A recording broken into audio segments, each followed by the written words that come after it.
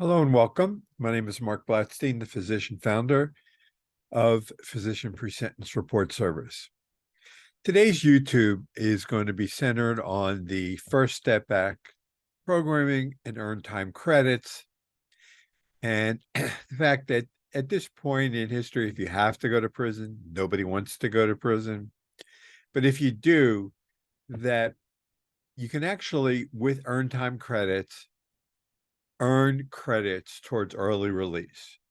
And so with a broad paintbrush, for every year of taking programs, you can approximately get 6 months off of your sentence. So essentially 2 years equals a year off a sentence. And this is towards being sent home to your home, to getting 6 months off the sentence, to being sent home a year early after 2 years worth of credits.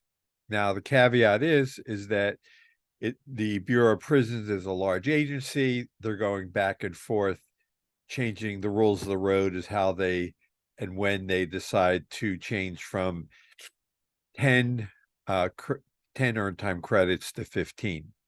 But right now, the law is after 2 assessments. Your first assessment is within the first 30 days, but you have to take your assessment and then your second assessment, and you have to score low or minimum, and your second assessment, depending how long your sentence is, it can be 3 months or it could be 6 months. And that's your second assessment when it then changes from 10 credits to 15 credits. So it would be best if we now know that you are going to be writing your personal narrative, which is going to take a lot of time to have that finished and included into your pre-sentence, ready for your pre-sentence interview. Your reentry plan, release reentry plan is also going to be done at that same time so that it's woven into your one document and prepared and given to your probation officer before your pre-sentence interview, because probation officers are busy. They don't have enough time. And the goal optimally is that your attorney understands that they reach out to your probation officer as soon as possible, because they want to connect to you with your probation officer before they speak with the prosecutor, so that the probation officers are busy. Hopefully they haven't been to your trial. They haven't been prejudiced or tainted against you or biased against you by speaking with the prosecutor first. And so by your attorney reaching out to them initially, then you can kind of get first crack at it by your attorney being able to get your message on the record initially with the probation officer. And so that is the best possible way for best possible outcome, if you will. And so at the same time, there are questions associated that you need to fill out and before you're able to get these programs. Wouldn't it be nice to have these questions also woven into your narrative and reentry plan? And so here we go. So let me try and put all this together. Give me a moment. Maybe asking too much.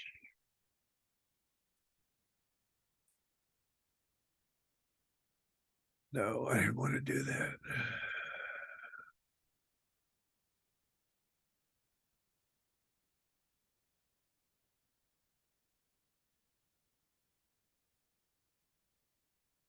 Okay. And here we have the First Step Back.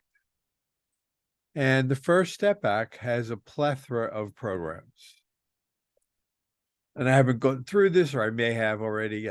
Don't know how many of my YouTubes you've been with me or you've seen with me. Colette Peters is a new director of prisons. She presents a lot of hope because she hasn't risen through the ranks from corrections. Her background is in psychology. She spent time, I believe, in Norway, where she's brought that influence. She directed the prison system, I believe, in Oregon or Washington State. And here are a lot of the prisons, or excuse me, the programs that these are the 13 different components, the assessments, anger management, and each one of these there's a link that you can go to, anger hostility. If I click on this, it will jump. Let's see here. To, and it'll come up momentarily to anger hostility. So you'll be able to open this up and see, what it covers. And then it'll show you the different programs that it opens up to. And so with that, these different categories are then found here. And there's anger management, so that you're able to bring into your allocution, which is your conversation with the judge, as well as your reentry plan, that, if you recognize that you have an anger problem, you can say that you've gone through the First Step Back programs and you realize that you can learn a lot here, and that you owe it to the victims, and you owe it to your family, your community, and to yourself before you get released. And there's all sorts of programs in here that some of them you will be qualified for, where your case managers will suggest that these programs are for you. But that's not why we're here today. Here are the programs with questions. This is going to be, I'm assuming now that this is a self-assessment or a self-question interview form, that it's either going to be a piece of paper that when you first arrive, you answer with paper and pencil, or you go take it on the computer system.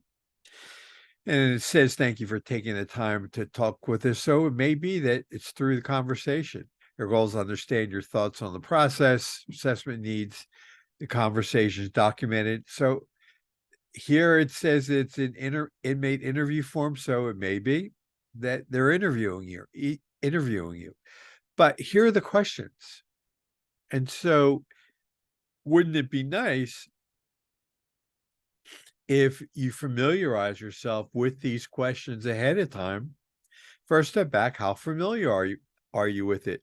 Well, to show your case manager, who is going to be the first contact you have in the prison system, but to show the probation officer, to show your judge that you're interested enough to learn.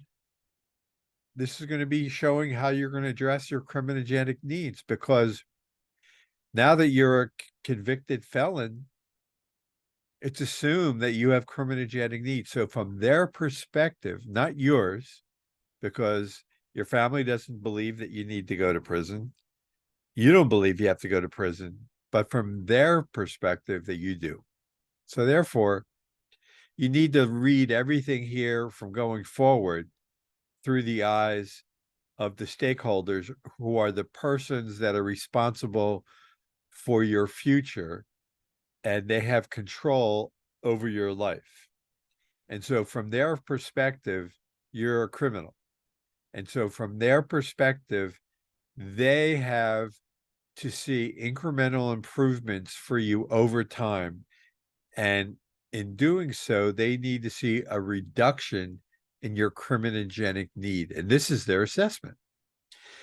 And so what's your understanding of the First Step Back? Where did you first learn about the First Step Back? And you can be honest with them.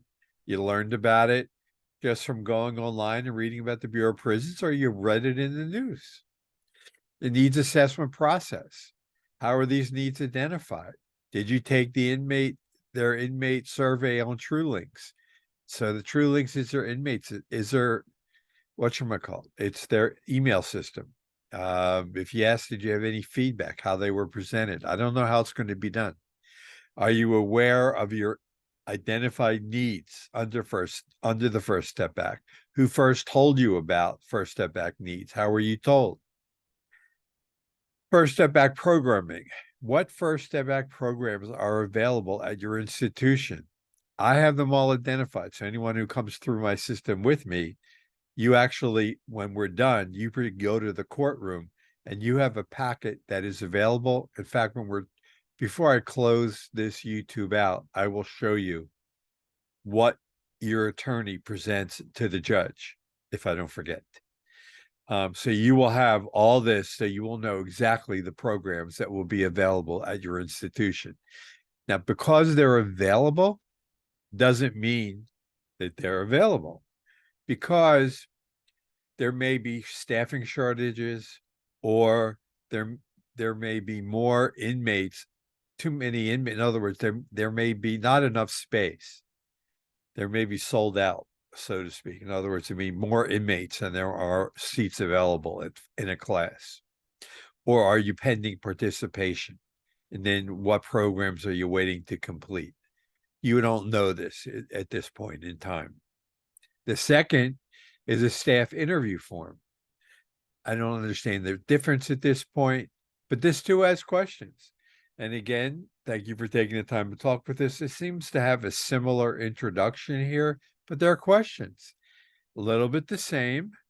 How familiar are you with the First Step Act expound? How did you learn about the First Step Act? But there are some different questions. And here is, what are your thoughts on program statement 5400.01, the needs assessment? Well, it would be nice if you understood what that program statement was, or even what a program statement was. So you just go to the website that I have, you go online here, you click on this, and lo and behold, as long as the internet works, it opens up, and here's the First Step Act needs assessment. And it goes through what these programs are. And it tells risk assessment, required staff training, responsibilities of the staff. So you're able to answer the question. Or psychology services, psychology program, excuse me, education, training, health department, corrections services, etc. We go back. And then it goes on to, where are we? Oh, yeah, down here. And then there says they want to know the same thing, what programs are available at your institution, which I'll go to again if I don't forget. Then there's another program statement, 5220.01. And as I said, the last time I opened this one up on a YouTube, this one I believe is for those who cannot participate who cannot earn the credits for, who are not able to participate because they're not able to qualify for a low or medium, no minimum. They qualify for a high or medium, which means they have alternative incentives. And what are the alternatives incentives? Well, these are, bear with me. So they have, bear with me, other rewards as follows. So they have extra phone visitation privileges. They can get up to 30 minutes a day for up 105, 10 minutes a month. Additional visitation time. They can get transferred to a institution closer to the release residence, maybe bed space at a transfer facility, change in a security designation, which means you can work your way down from a medium high to a minimum low at the recommendation of the warden. And there are other, there's preferred housing, There is different types of financial rewards worth 100 hours or more. There's many other, it's in fine print. I can't really read it that fast, but there's other types of incentives. And there's also loss of incentives. But you can read all this by going to this particular program or program statement. But wouldn't it be nice to have answers to all of these questions and you weave it into your reentry plan and narrative so that it's there, so that the probation officer knows that you've taken the time to understand what you're about to get into. The judge understands what you're about to get into, and your case manager gets that you've taken the time to understand what you are about to embark on as far as getting into in going into the first step back programming. So now let me see if I can show you when you get into where they want to know on the questions, do you know what programs are in the prison system that you're going to? And so let's see if I can find this. There we go. So every time you go, it's called Prison Match, but when you when you go to the sentencing hearing and you have your narrative, the judge, if he embarks on an allocution, which is a conversation with you during the sentencing hearing, that's a good thing. Because the fact that he's read, or he or she, the judge, has read your narrative, has motivated them to speak with you, which means that there may be a change where the judge has a predetermined sentence in mind. Now, maybe not. And they could depart either way, up or down from the guidelines. And should your allocution, or you're basically from the heart, you're able to share with the judge that since you were arrested and you had time to think, and you didn't realize how bad the decisions you made were, and how much of a negative impact, how bad the impact was on your victims, and you understand that there are programs in the prison that you're going to that can help you improve and decrease your criminogenic tendencies, and that there's a lot you can learn and better decisions and choices you could have made, and that you don't intend on coming back to this courtroom ever again. And should the judge be willing, your attorney then can make a request from the court. Would the judge be willing to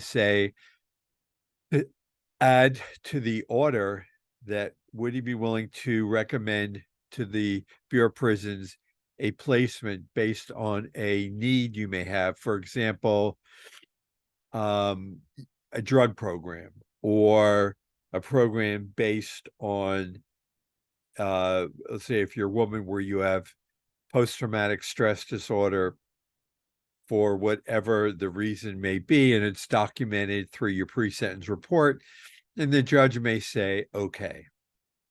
And then your attorney may say, Your Honor, would it be okay and just request one prison? And the judge will say, what prison? And your attorney will just say one prison. And in this case, the judge will say, or rather the attorney will say Alderson Prison. And the judge will say, okay. And then your attorney, the last thing will say, well, two more things. One will be, Your Honor, if the BOP is not willing to make the placement request, could they just notify you in writing as to why not? And also, I have this pamphlet here that's Alderson, and it has the programs here that we just discussed, and I wanted to know if it was okay where I could submit it to you now. And it shows up all the programs here that are at the prison, and specifically the program that we had in mind, which is, and this is an older one, it's not current, which is the Resolve program for women, which is for mental illness related to trauma, PTSD, but they also now have under the same roof RDAP. So it's both at the same place. And so here are all the other programs that they have. And we can then pull down here. And you can see there's residential drug abuse program. There's Alderson. And the Resolve program, and there's Alderson. And then there's all the other programs that are at this particular program, which is going to be for the women programs, but it's all the programs. And so that's why I include this pamphlet for all clients that I particularly see. And let me bring this up here to just this one page. And as this changes, I also upgrade it. And, regarding drugs, it's, similar. But I hope you found this helpful, that to have both the ability to include answers to these questions before you get to the pre-sentence interview phase, so that you can include these answers with your reentry plan and your personal narrative, as well as you'll have this too as you get to the sentencing hearing. I appreciate you taking the time to listen to this brief YouTube, and I thank you for taking the time out of your busy day to listen. I hope you all stay safe and have a good day.